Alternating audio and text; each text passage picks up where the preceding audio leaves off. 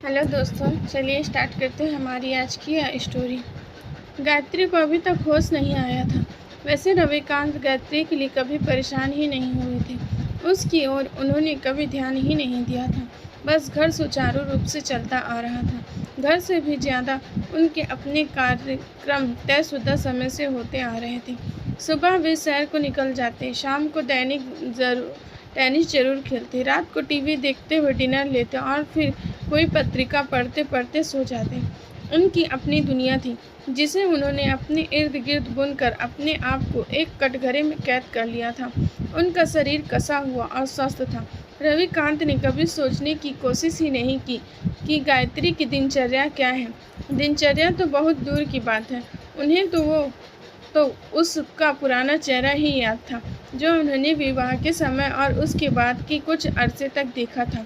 सामने अस्पताल के पलंग पर बेहोश पड़ी गायत्री उन्हें एक अनजान औरत लग रही थी।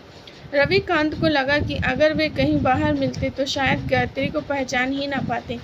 क्या गायत्री भी उन्हें पहचान नहीं पाती? अधिक सोचना नहीं पड़ा। गायत्री तो उनके पदचाप कहीं से आने पर उनके तन की महक और आवाज़ आदि से ही उन्हें पहचान लेती थी।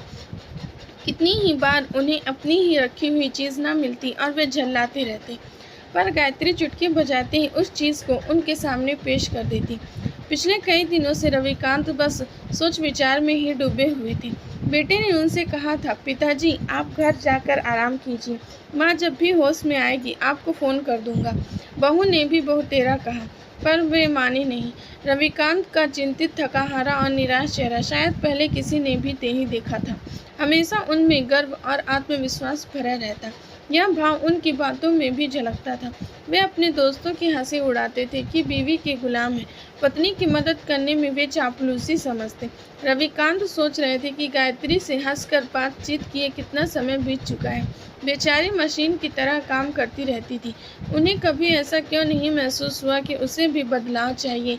एक शाम जब वे क्लब से खेल कर लौटे तो देखा कि घर के बाहर एम्बुलेंस खड़ी है और स्ट्रेचर पर लेटी हुई गायत्री को उसमें चढ़ाया जा रहा है। उस समय भी तो अपने खास गर्विल अंदाज में ही उन्होंने पूछा था, एम्बुलेंस आने लायक क्या हो गया? फिर बेटा बहू का उतरा चेहरा और पोते की छलछलाती आंखों ने उन्हें एहसास दिलाया कि बात गंभीर है। बहू ने हौले से बताया, माँ जी बैठे बैठे अचानक बेहोश हो गए। डॉक्टर ने नर्सिंग होम में भर्ती करने को कहा है। तब भी उन्हें चिंता के बजाय गुस्सा ही आया। जरूर व्रत उपवास से ऐसा हुआ होगा या बाहर से समोसा वगैरह खाए होंगे। यह सुनकर बेटा पहली बार उनसे नाराज हुआ। पिताजी कुछ तो ख्याल कीजिए, माँ की हालत चिंताजनक है। अगर उन्हें कुछ हो गया तो 13 वर्षीय पोता मनु अपने पिता को सांत्वना देते हुए बोला रहा था। नहीं पिताजी, दादी को कुछ नहीं होगा। फिर वह अपने दादा की ओर मुड़कर बोला, आपको यह भी नहीं पता कि दादी बाजार का कुछ खाती नहीं। उस समय उन्होंने पोते के चेहरे पर खुद के लिए अवज्ञा का व अनादर की झलक सी देखी। उसके बाद कुछ भी बोलने का रविकांत का साहस न हुआ। उनका भय बढ़ता जा रहा था। डॉक्टर जांच कर रहे थे। एकदम ठीक कुछ भी कहने की स्थिति में वे भी नहीं थे कि गायत्री की बेहोशी कब टूटेगी। इस प्रश्न का जवाब किसी के पास नहीं था। कुछ बरस पहले गायत्री की घुटनों में सूजन आने लगी थी। वह गठिया रोग से परेशान रहने लगी थी। दोपहर 3 बजे उससे चाय की तलब होती। वह सोचती कि कोई चाय पिला दे तो फिर उठकर कुछ और काम कर ले। बहू दफ्तर से शाम तक ही आती। एक दिन असहनीय दर्द में गायत्री ने रविकांत से कहा, मुझे अच्छी सी चाय बनाकर पिलाइए ना, अपने ही हाथ की पी कर थक गई हूँ। रविकांत झल्लाते हुए बोले, और भेजो बहू को दफ्तर, वह अगर घर संभालती तो तुम्हें भी आराम होता। हालांकि रविकांत अच्छी तरह जानते थे कि अब महिलाओं को केवल घर से बांध कर रखने का ज़माना नहीं रहा, पर अपनी गलत बात को भी सही साबित करने से ही तो उनके अहंग की पुष्टि होती थी। कुछ माह पूर्व रात को सब साथ बैठकर खाना खा रहे थे। रविकांत हमेशा की तरह अपना खाना जल्दी खत्म कर हाथ धोकर वहीं दूसरी कुर्सी पर बैठ गए और टीवी देखने लगे। अचानक मनु ने पूछा, दादाजी क्या आप दादी जी में कुछ फर्क देख रहे हैं? रविकांत ने टीवी पर से आंखें हटाए बिना पूछा, कैसा फ़र्क? पहले दादी जी को देखिए ना, तब तो पता चलेगा। बेचारी गायत्री अपने में ही सिमटी जा रही थी। रविकांत ने एक उड़ती नज़र उस पर डाली और बोले, बोले, नहीं मुझे तो कोई फ़र्क नहीं लग रहा है। आप ठीक से देख ही कहाँ रहे हैं, फ़र्क कैसे महसूस होगा? मनु निराश से बोला। इस बीच बहू बेटा मुस्कुराते रहे। पिताजी बोलिए ना, दादाजी को बता दूं? मनु ने लाड से पूछा। फिर वह गंभीर स्वर में बोला, दादाजी दादी को दोपहर की चाय कौन बनाकर पिलाता है, बता सकते हैं? दादाजी कुछ बोले उससे पहले ही छाती तानते हुए वह बोला, और कौन सिवा मास्टर मनु के, तू चाय बनाकर पिलाता है? रविकांत अविश्वास से हंसते हुए बोले, क्यों, मैं क्या अब छोटा बच्चा हूँ? दादाजी से पूछिए, उनकी पसंद की कितनी बढ़िया चाय बना। उस समय रविकांत को लगा था कि पोते में ने उन्हें मात दे दी। उनके बेटे ने उनसे कभी खुलकर बात नहीं की थी। उनका स्वाभिमान, भले ही वह झूठा हो, उन्हें बाध्य कर रहा था कि मनु के बारे में वही ख्याल बनाए जो अन्य पुरुषों के बारे में थे। उन्हें लगा मनु भी बस अपनी बीवी की मदद करते हुए ही जिंदगी बिता देगा। ऐसे लोगों के प्रति उनकी राय कभी भी अच्छी नहीं रही।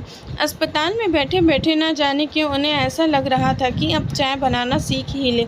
गायत्री को होश आते ही अपने हाथ की बनी चाय पिलाए तो उसे कितना अच्छा लगेगा। अपनी सोच में आए इस क्रांतिकारी परिवर्तन से वे खुद ही भी आश्चर्य से भर गए। एक दिन रविकांत मनु से बोले, आज जब भी तू चाय बनाएगा तो मुझे बताना कि कितना पानी, कितनी चीनी और दूध वगैरह कब डालना है। सब बताएगा ना? ठीक है, जब बनाऊंगा आप खुद ही देख लीजिएगा। आजकल तो केवल आपके लिए बनती है। वैसे दादी की और मेरी चाय में दूध और चीनी कुछ ज़्यादा होती है। तुम नहीं पियोगे? जब से दादी अस्पताल गई हैं मैंने चाय पीनी छोड़ दी है। कहते कहते मनु की आंखों में आंसू भर आए। आज से हम दोनों साथ साथ चाय पियेंगे। आज मैं बनाना सीख लूँगा तो कल से खुद बनाऊँगा। मनु सुबक कर रोने लगा। नहीं दादाजी, जब तक दादी जी ठीक नहीं हो जाएंगी मैं चाय नहीं पीऊँगा। रविकांत को पहली बार लगा कि गायत्री के घर में कोई हैसियत है, बल्कि हल्की सी ईर्ष्या भी हुई कि उसने बहू व पोते पर जादू सा कर दिया है। मनु को गले लगाते हुए वे बोले, तुम अपनी दादी को बहुत चाहते हो ना? क्यों नहीं चाहूँगा। मेरे कितने दोस्तों की दादियाँ दिन भर चिड़चिड़ करती रहती हैं, घर में सबको डांटती रहती हैं, पर मेरी दादी तो सभी को केवल प्यार करती हैं और मुझे अच्छी अच्छी कहानियाँ सुनाती हैं। मालूम है, मुझे उन्होंने ही कैरम व शतरंज खेलना सिखाया। माँ भी हमेशा दादी की तारीफ़ करती हैं। बिना दादी जी के तो हम लोग उनके प्यार को तरस जाएंगे। नहीं बेटा, ऐसा मत बोलो। तेरी दादी को जल्दी ही होश आ जाएगा, फिर हम तीनों साथ साथ चाय पियेंगे। पहली बार रविकांत को अपनी आवाज़ में कंपन महसूस हुआ। उस दिन उन्होंने चाय बनानी सीख ही ली। मनु को खुश करने को उन्होंने अचानक एक तरकीब सूझी। क्यों न ऐसा करें, हम रोज़ दोपहर की चाय बनाकर अस्पताल ले जाएं। किसी दिन तो तुम्हारी दादी होश में आएंगी, फिर तीनों साथ साथ चाय पियेंगे। मनु उनकी बात से बहुत उत्साहित तो नहीं हुआ, पर न जाने क्यों दिल उनकी बात मानने को तैयार हो रहा था। अगले दिन दोपहर को अस्पताल से फ़ोन आया। बहू बोल रही थी, पिताजी माँ जी होश में आ गई हैं, आप मनु को लेकर तुरंत आ जाइए। रविकांत बच्चों की तरह उत्साह से भर उठे। जल्दी जल्दी चाय बनाकर थर्मस में भरकर साथ ले गया। वहाँ गायत्री पलंग पर लेटी जरूर थी, पर डॉक्टर, नर्सों और दूसरे कर्मचारियों से खड़े रहने से देख नहीं पा रही थी। मनु किसी तरह पलंग के पास पहुंचकर दादी की नज़र पड़ने का इंतजार करने लगा। रविकांत के मन में बस एक ही बात थी कि थर्मस में से अपने हाथ की बनी चाय पिलाकर गायत्री को चकित कर दी। उन्होंने यह भी नहीं देखा कि वह वास्तव में होश में आ गई है या नहीं, और वह डॉक्टर क्या कह रहे हैं। बस कप में चाय भरकर गायत्री के पास खड़े हो गए। गायत्री मनु को देख रही थी और मनु उसके हाथों को सहला रहा था। डॉक्टर ने रविकांत को देखा। यह आप कप में क्या लाए हैं? जी, इन्हें पिलाने के लिए चाय लाए हैं। रविकांत की इच्छा हो रही थी कि कहे अपने हाथ की बनी, पर संकोच आड़े आ रहा था। नहीं, अब आपको इनका बहुत ख्याल रखना पड़ेगा। मैं पूरा डाइट चार्ट बनाकर देता हूँ, उसी हिसाब और समय से इन्हें वही चीज़ें दें जो मैं लिख रहा हूँ। चीनी, चावल, आलू, घी, वसा सब एकदम बंद। शक्कर वाली चाय तो इनके पास भी मत लाइए। रविकांत चाय का प्याला हाथ में लिए बुद्ध की तरह खड़े रहे। मनु नर्स द्वारा लाया गया सूप छोटे से चम्मच से बड़े जतन से दादी के मुंह में डाल रहा था। हमारी यह स्टोरी आपको अच्छी लगी हो तो कमेंट करके ज़रूर बताएं। Thank you so much.